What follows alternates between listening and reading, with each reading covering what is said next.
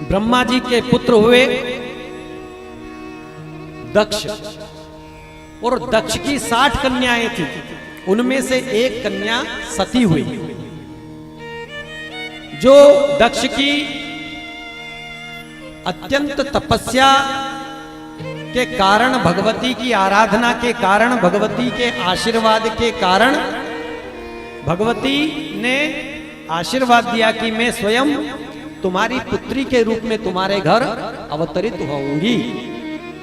तब कहीं जाकर के भगवती सती के रूप में दक्ष की कन्या बनकर के पधारी, और जो ही दक्ष की कन्या के रूप में सती भगवती पधारी, त्यों ही सब जगह मंगल मंगल होने लगा।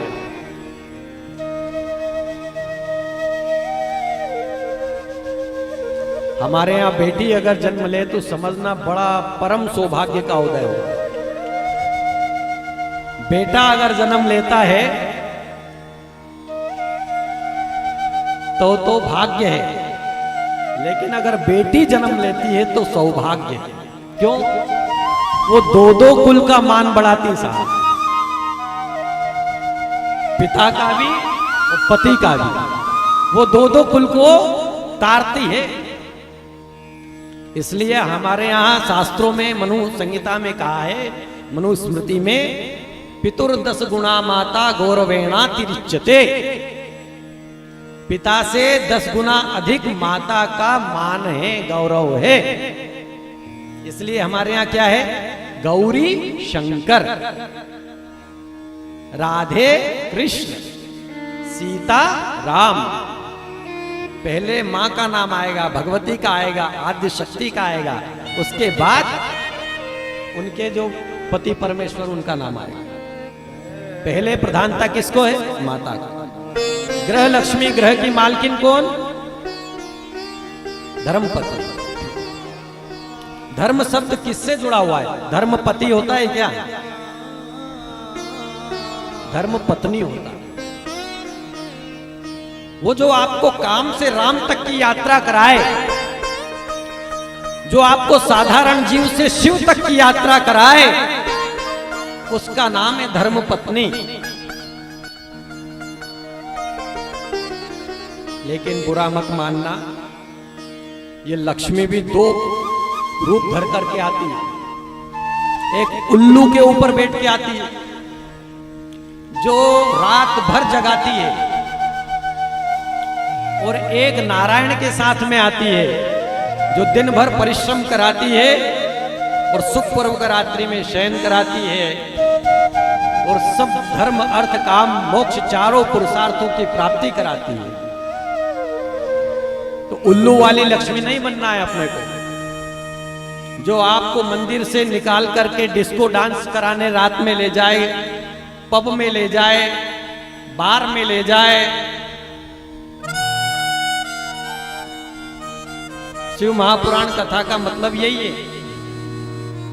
जितनी बहन बेटियां आप बैठी हैं, वो सूत्र लेकर के जाना, क्योंकि अगर किसी कुल में कोई एक पुरुष खराब होगा, साहू जी महाराज, किसी कुल में अगर लड़का बिगड़ जाए ना, तो ज्यादा नुकसान नहीं है।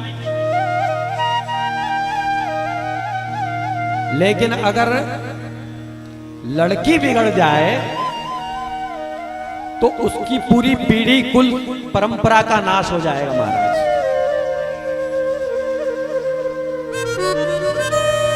अगर वो व्यभिचारी हो गया पुरुष, तो केवल उसी के हाथ से पितर पानी नहीं लेंगे, लेकिन उसका जो बेटा, बच्चे होंगे, दामाद होगा, जो पत्नी संस्कार देगी, उसके हाथ से तो लेंगे ना।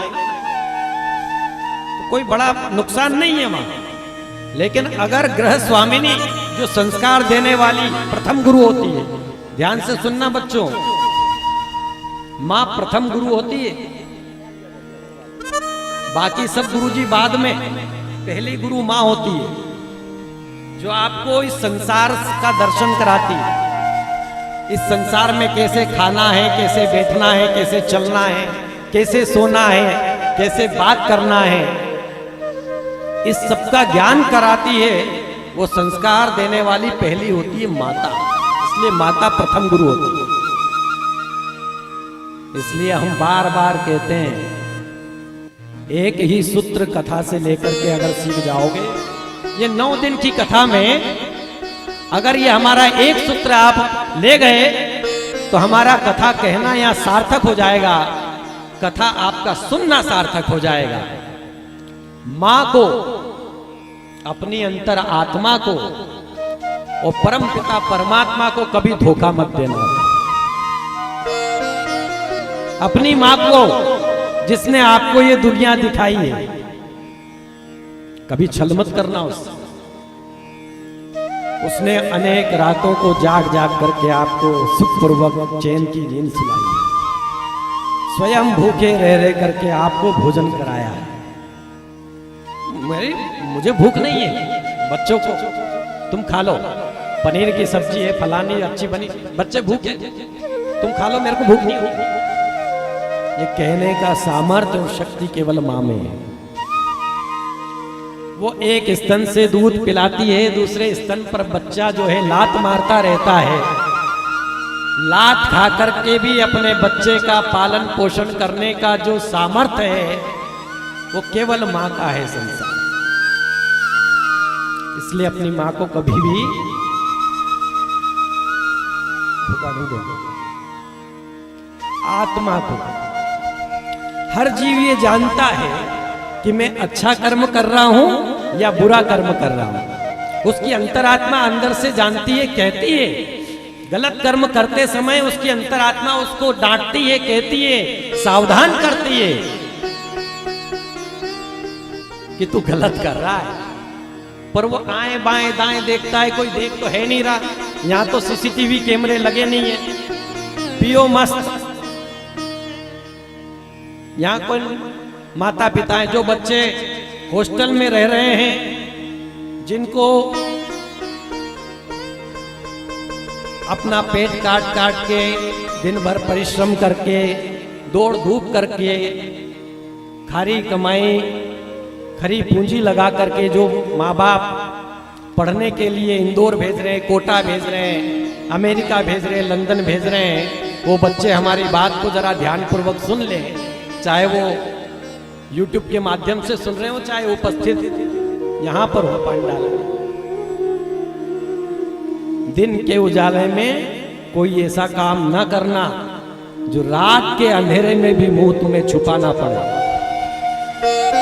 और रात के अंधेरे में कोई ऐसा काम ना करना कि दिन के उजाले में भी मुंह तुम्हें छुपाना पड़े। तुम्हारे कारण अगर तुम्हारे माता पिता का मस्तक नीचे हो जाए तो तुम्हारा जन्म लेना व्यर्थ है महाराज, कोई काम का नहीं।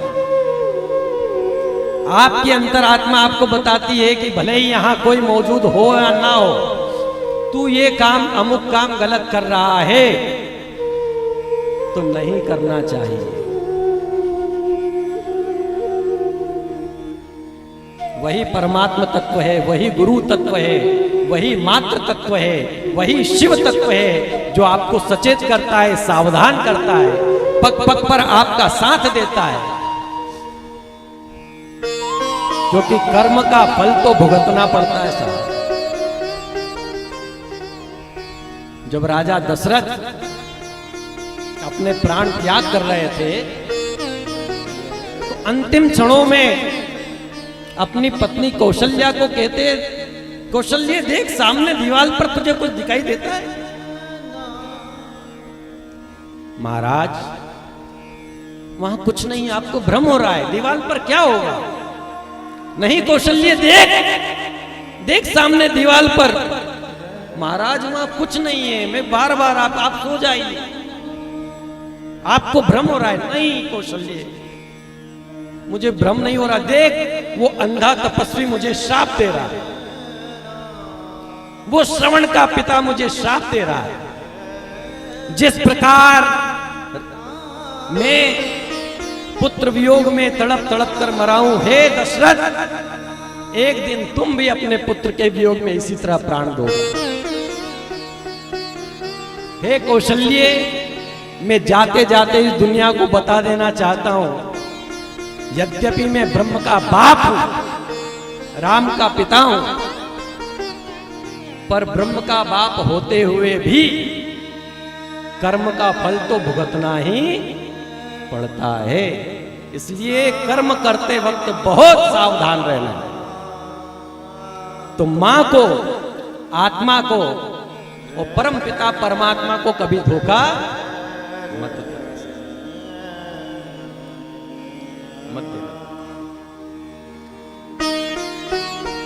शिव जी कथा कहते हैं, कथा सुनते हैं। भगवती सती को लेकर के, जो दक्ष की पुत्री हैं, उनका विवाह ब्रह्मा जी के कहने पर दक्ष ने शिव जी के साथ कर दिया। और सभी दंपतियों को यह सीख लेना चाहिए कि जब भी कभी कथा में जाओ, सत्संग में जाओ, किसी धार्मिक अनुष्ठान में जाओ, तो जोड़े के सहित आना। व्यासपीठ पर भी आशीर्वाद लेने आओ तो मर्यादा के साथ अपने जोड़े के साथ में आना। आज एक देवी पधारी थी तो हमने पूछ लिया, भैया तुम्हारे पति किधर है? बोले मैं लाती हूँ, अभी तो लेके आई थी। वो दीपेश भैया निकले। मैंने कहा इतनी सुंदर जोड़ी है भाई, तो अलग अलग क्यों घूमते हो? कम से कम यहां तो साथ में आओ। तो धार्मिक अनुष्ठानों में साथ में जाना। भगवान शिव अपनी अर्धांगिनी सती को लेकर के कुंभज ऋषि के पास गए कथा सुनने के लिए। ये अगस्त ऋषि को ही कुंभज ऋषि कहा है। एक बार त्रेता जुग माही,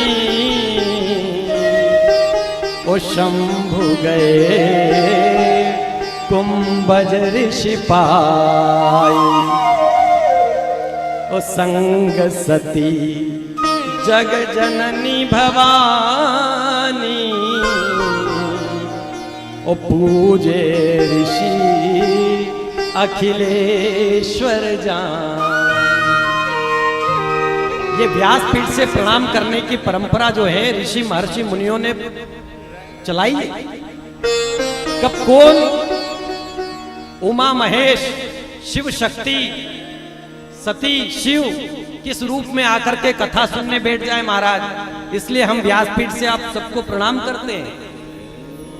लेकिन सती को उस समय ये हुआ, दक्ष की पुत्री थी ना, और दक्ष को प्रजापति का पद मिला था, बड़े बाप की बेटी थी, थोड़ी बुद्धि प्रामाण्यवादी थी, गर्वयुक्त बुद्धि थी। उन्होंने कहा, मन में सोचा, अरे ये क्या कथा सुनाएंगे हमको, ये तो हमको ही प्रणाम कर रहे हैं। उनके मन में ऐसा, तो चित्त में इस तरह का भाव होने के कारण सती ने कथा नहीं सुनी, कथा केवल शिव जी ने सुनी। राम कथा मुनि बरज बखानी, ओ सुनी महेश परम सुख मान। शिव जी ने राम की कथा क्यों सुनी और ऋषि ने राम की कथा क्यों सुनाई? देखो, हरि और हर में कोई भेद नहीं है, ध्यान से समझना। राम में, कृष्ण में, शिव में कोई भेद नहीं है। ये परस्पर एक दूसरे के इष्ट हैं, आराध्य हैं, उपासक हैं, मित्र हैं, सखा हैं, सेवक हैं, स्वामी हैं, आपस में सारे रिश्ते इन्हीं के। राम के इष्ट राम हैं, रामेश्वर शिव जी हैं, और रामेश्वर भगवान शिव के इष्ट राम हैं। शिव जी के सखा राम जी हैं और राम के सखा शिव जी हैं। राम जी के सेवक शिव जी हैं और शिव जी के सेवक अपने आप को राम जी मानते हैं। इसलिए इनके चक्कर में नहीं आना है, अपने को सबको प्रणाम समान रूप से। ये सब एक ही हैं, ब्रह्मा विष्णु सदाशिव जानत अविवेका, और प्रणवाक्षर के मध्य ये तीनों एका। तो राम जी की कथा सुनाई, सती ने नहीं ठीक से सुनी, शिव जी ने सुनी।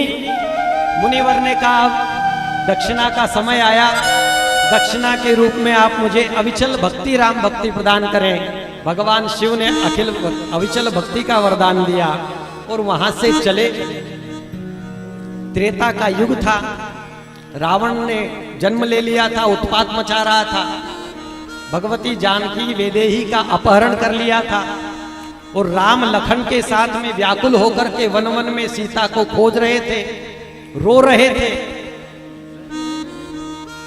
उसी समय भगवान शिव अर्धांगिनी सती को लेकर के वहां से दंडकारण्य वन से गुजरे। जो ही दूर से भगवान राम को नर लीला करते हुए शिव जी ने देखा तो समीप जाना उचित नहीं समझा, लीला में व्यवधान होगा, इसलिए दूर से ही जय सच्चिदानंद जग पावन, अस कही चले मनोज न सावन। जय सच्चिदानंद जग पावन, अस कही चले मनोज न सावन। मनोज कहते हैं काम को, काम का नाश करने वाले, काम को भस्म करने वाले सदाशिव भगवान राम को देख करके प्रणाम करते हैं और कहते हैं जय सच्चिदानंद जग पावन। सती को संदेह होता है, एक सामान्य पुरुष को जो अपनी नारी के लिए रो रहे हैं, बिलख रहे हैं, भटक रहे हैं दर दर वन में, उनको ये प्रणाम कर रहे हैं।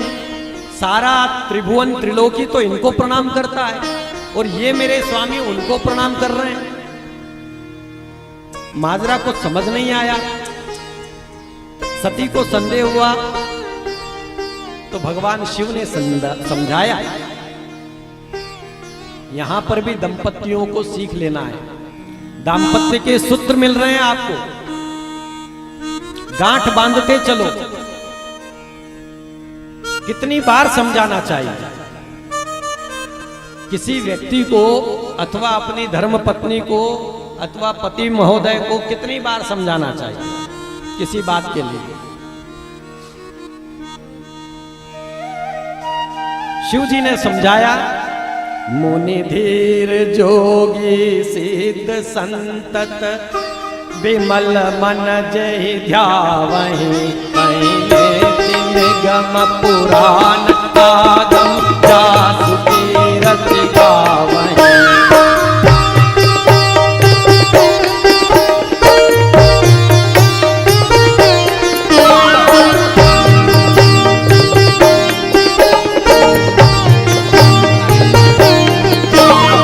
राम व्यापक ब्रह्म भुवन निकाय पति माया घनी,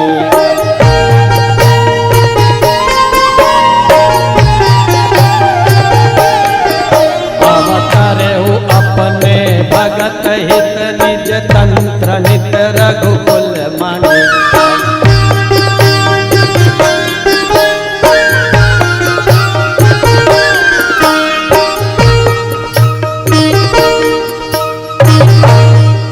मुनि धीर जोगी सिद्ध सुजान, ये सब जिनका ध्यान धरते हैं, सतत जिनको ध्याते हैं, वही मेरे इष्ट भगवान श्री राम हैं। ये मेरे इष्ट हैं, आराध्य हैं, उपासक हैं, मैं इनका दास हूं। ये साधारण व्यक्ति नहीं, नर नहीं समझो इनको सती। भगवान शिव 3 बार समझाते हैं, लेकिन 3 बार सती के मन से संदेह जाता नहीं है। भगवान शिव सोच लेते हैं कि अब समझाना उचित नहीं है। क्यों? भगवान शिव सोचते हैं, हो है सोई जो राम रचि राखा, ओ को करी तर्क बड़ा वही साखा। सती को समझाते हैं। सती कहती है कि क्या करूं, मेरे मन में उथल पुथल है। बोले जाओ जाकर परीक्षा ले लो। बोले आपकी आज्ञा है। बोले हाँ ठीक है। बोले आप नहीं चलेंगे। बोले नहीं, मैं इस विश्वास रूपी वटवृक्ष की छाया में तब तक बैठा रहूंगा जब तक तुम लौट कर नहीं आ जाती। मैं यहीं मिलूंगा तुमको। भगवान शिव विश्वास की छाया में बैठे हैं, भरोसे की छाया में बैठे हैं महादेव। और सती भवानी जो है वो श्रद्धा का रूप है, लेकिन श्रद्धा डगमगा गई है, उसके साथ विश्वास नहीं रहा, वो अकेले परीक्षा लेने ब्रह्म की चली गई। भगवान ने क्या, सती अनर्थ होगा, इसमें कोई संदेह नहीं है। जो तुमरे मन अति संदेह तो किन जाई परीक्षा ले। जो तुम्हारे मन में इतना अधिक संदेह, जाओ जाकर परीक्षा ले लो। सती को बात जच गई।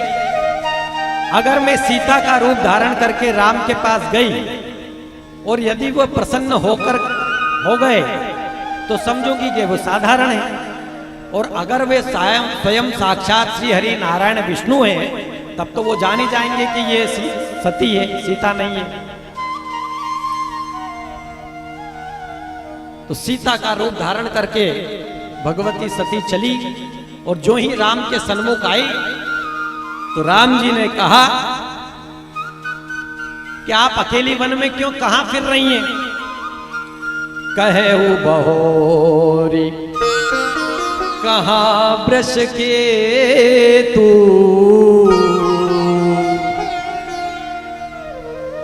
कहे बहोरी कहां वृष के तू, ओ विपिन अकेली फिर ही गई है तू। इस घनघोर जंगल बियाबान जंगल में अकेली किस कारण से घूम रही हो भगवती देवी? मैं आपको प्रणाम करता हूं। हमारे इष्ट आराध्य शिवजी महाराज कहाँ हैं? भगवती सती तो थरथर कांपने लगी। अब मैं क्या जवाब दूं? मैंने तो इनको साधारण मनुष्य समझा था। लजा गई, कुछ कहते मुंह से बनता नहीं। कहा कि भगवान शिव की आज्ञा से मैं आपकी परीक्षा लेने आ गई हूं, वो वहीं वटवृक्ष की छां में बैठे मेरा रास्ता इंतजार कर रहे हैं, इसलिए मैं जल्दी जाती हूं उनके पास। अब लौटते समय जो ही सती जाने लगी तो जहां तहां उनको भगवान राम सीता के सहित अपने समस्त गण पार्षदों के सहित दिखाई दी।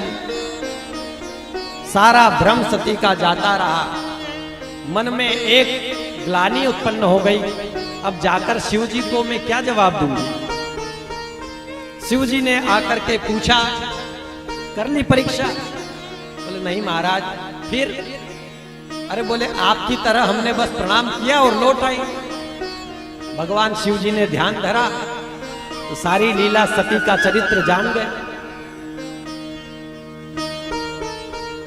सती का चरित्र जान गए तो मन ही मन सती का त्याग कर दिया, लेकिन सती को कुछ कहा नहीं, इसको बुरा लग जाए। क्यों त्यागा? क्योंकि जो मेरे इष्ट आराध्य हैं, उपास्य हैं, मेरे स्वामी हैं, इन्होंने उनकी अर्धांगिनी पत्नी का रूप धरा जो मेरी माता के समान है, सीता जी।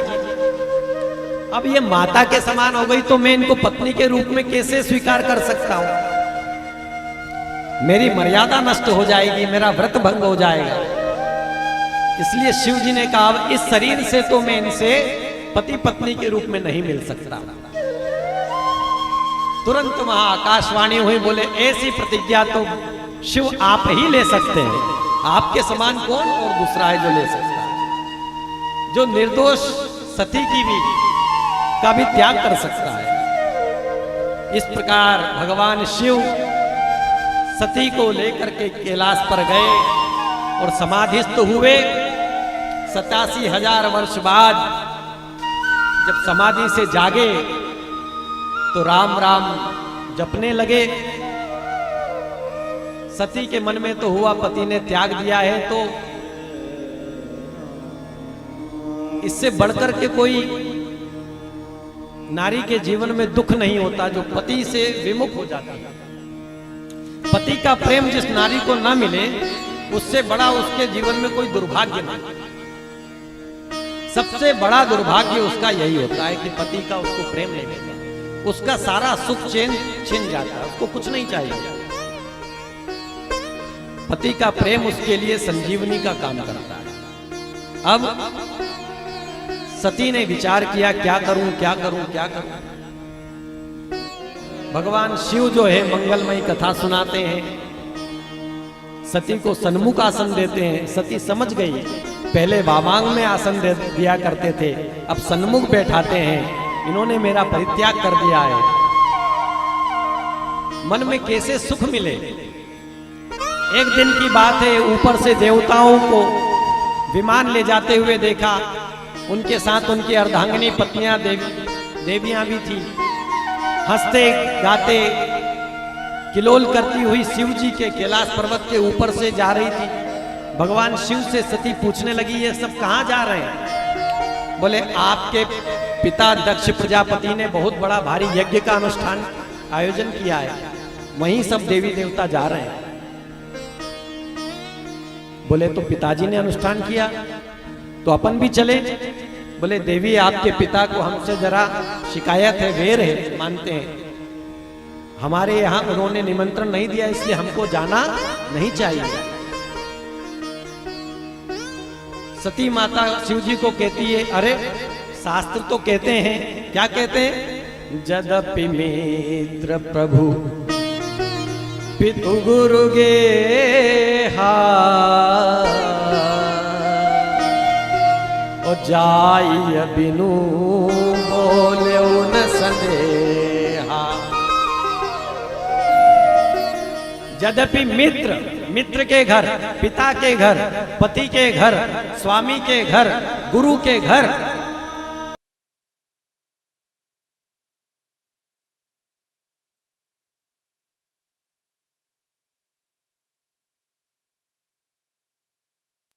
शास्त्र भगवती देवी ये भी कहते हैं, और तदपि विरोध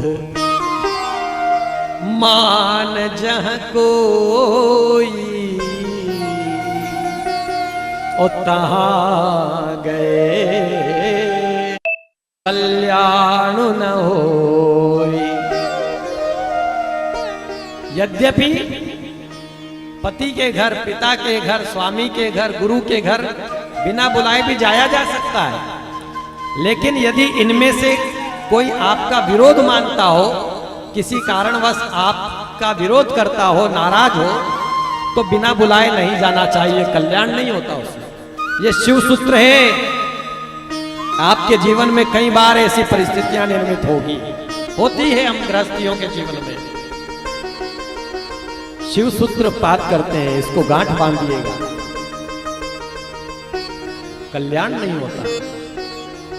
सती को शिव जी खूब समझाते हैं, सती मानती नहीं है। शिव जी कहते हैं, अच्छा जा ही रही हो तो ये नंदी आदि मेरे गणों को साथ में लेकर जाओ। पिता के घर जा रही हो, ऐसा ना जाओ, सेवकों के साथ जाओ, हमारी भी कुछ इज्जत है, मान है, मर्यादा है। नंदी आदि गणों को लेकर के सती गई। दक्ष का बड़ा भारी यज्ञ हो रहा था, सारी बहनें आमंत्रित थी, दामाद आमंत्रित थे, देवी देवता आमंत्रित थे, ऋषि मुनि आमंत्रित थे, केवल एक शिव जी और सती को छोड़कर। सती जब वहां पहुंची तो द्वार पर जो खड़े हुए पिताजी सबका अभिवादन कर रहे थे, स्वागत कर रहे थे, सत्कार कर रहे थे, उन्होंने मुख मोड़ लिया। एक तो आमंत्रण निमंत्रण नहीं दिया, दूसरा जब बहन बेटी घर में पधार रही है तो मुख मोड़ कर खड़े हो गए। सती को बिल्कुल अच्छा नहीं लगा। फिर भी सती चलो कोई बात नहीं, खून का घुट पी करके भीतर प्रवेश कर गई। अंदर गई तो सारी की सारी बहनें मुस्कुराते हुए बोली, अरे हमारे यहाँ तो बहुत दिनों पहले, 6 महीने पहले ही निमंत्रण आ गया था, ये देखो सुंदर कंकोत्री पत्रिका हमारे को दी थी, वो हम अगर पत्रिका नहीं देती तो आती भी नहीं शादी इस आयोजन में। कटाक्ष कर रही थी बहनें मुस्कुराती हुई। केवल एक माँ जो है अपनी बेटी सती से गले लग करके मिल करके अश्रु निपात करते हुए मिली, क्योंकि माँ बेटी का नाता एक विशिष्ट नाता होता है।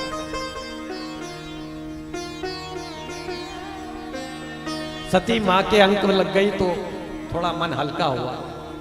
फिर सोचा कि चलो इतना बड़ा पिताजी अनुष्ठान कर रहे हैं, जरा यज्ञ मंडप में जाकर के प्रदक्षिणा ही कराऊं। वहां जाकर देखा तो भृगु ऋषि यज्ञ के मुख्य आचार्य थे, आहुतियां डलवा रहे थे यज्ञ में। जितने ब्राह्मण थे, ऋषि मुनि थे इकट्ठा, सब स्वाहा स्वाहा कर रहे थे। वहां देखा तो यज्ञ में शिव का कोई भाग ही नहीं था, कोई स्थान ही नहीं था। नारी सब कुछ सहन कर सकती है, पर पतिव्रता नारी अपने पति का अपमान नहीं सहन कर सकती। सब कुछ सहन कर लेगी, फटी साड़ी पहन, फटी कपड़ा पहन कर रह लेगी, भूखे रह लेगी, लेकिन पति का अपमान नहीं सहन करेगी पतिव्रता नारी। जब स्वयं सती ने शिव का कोई भाग यज्ञ में नहीं देखा तो क्रोध में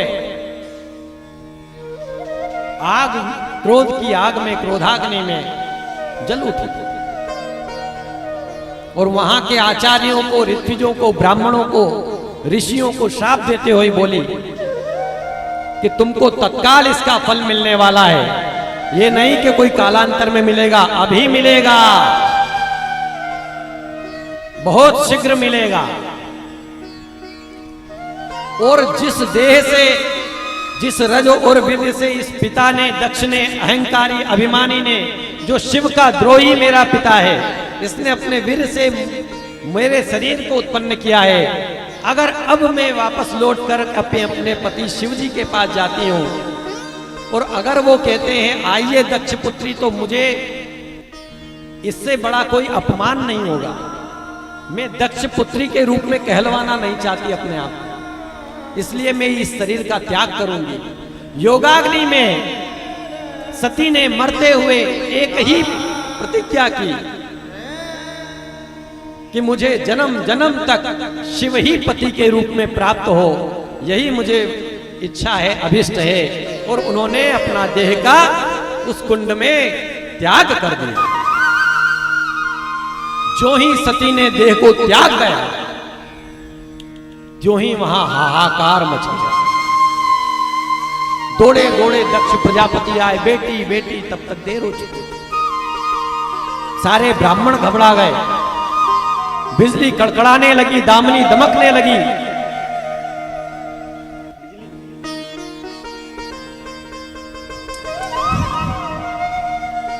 आकाश में गड़गड़ाहट होने लगी, धरती डोलने लगी, कंपायमान होने लगी। सब घबराने लगे, जरूर कोई अनिष्ट होने वाला है, अब हाहाकार होने वाला है। शिव जी को समाचार मिला सती के देह त्यागने का।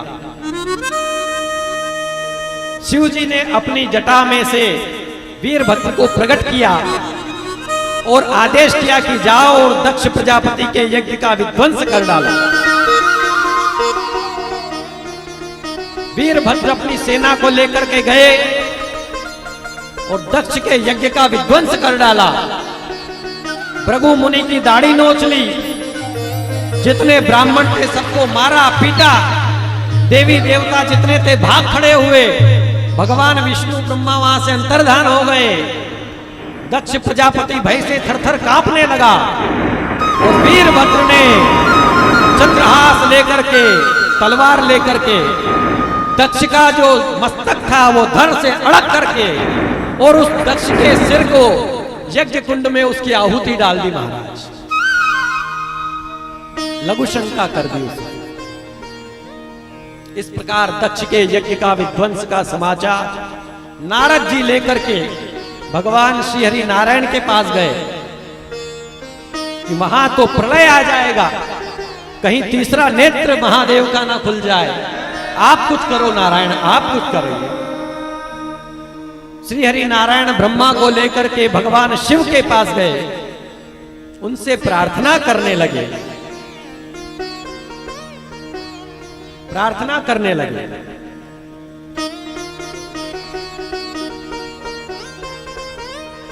प्रार्थना की तो भगवान शिव ने दक्ष प्रजापति का जो मस्तक था वो धड़ में लगा दिया, किसका? बकरे का मुंह। और वो फिर जीवित हो उठे। अब वो श्रद्धालु भगत बन गए, बम बम बम बम बम बम बम बम बोलने लगे।